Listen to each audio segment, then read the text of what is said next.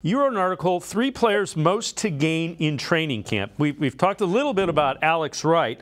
Another guy, defensive tackle Maurice Hurst.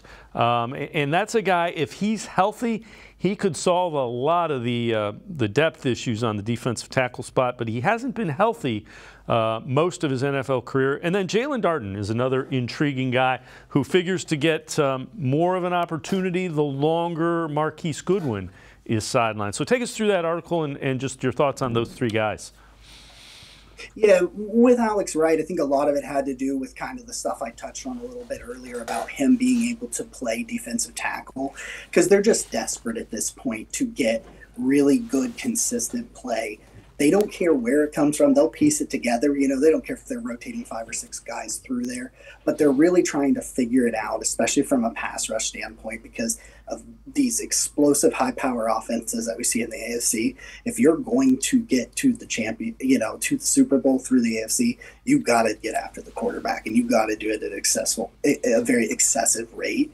So I think Alex Wright being able to show that he's super versatile and flexible will really help him move kind of up the depth chart in terms of like more playing time and snap counts. And with Maurice Hurst, man, it's like you said, they just need somebody in there.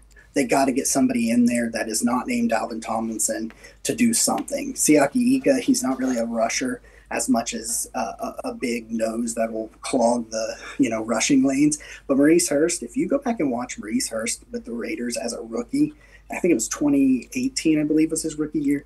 He was a menace. Like, this dude is explosive. He's strong. There's like a video of him running like 20 miles an hour at 300 pounds on a treadmill that got released earlier this year, and it's just like that's not humanly possible. I have no idea how you're doing that. But these are these athletic players that can kind of feed off of each other. And I think Hurst is the perfect one. And I thought this before Winfrey went. I thought he is the guy that has the most upside of those random defensive tackles that they added. Him and Tristan, I like Tristan Hill as well. But with Jalen Darden, I thought before Goodwin had the situation that he had, I thought Darden had a really good shot at making this roster. And that's because of his return ability. I don't think Jakeem Grant makes this roster just because you're on the plus side of 30 and you're coming off an Achilles tear and you have never really been consistent on the field as a wide receiver. I think I've seen more from Darden on the field as a wide receiver than I have from Jakeem Grant. So I think together, if you have Jalen Darden out there as a returner, he now has that ability to step up and potentially be the deep threat and replace Marquise Goodwin with that speed and athleticism. I just think those last two especially have such a great opportunity to find a way onto the 53 if they perform in camp.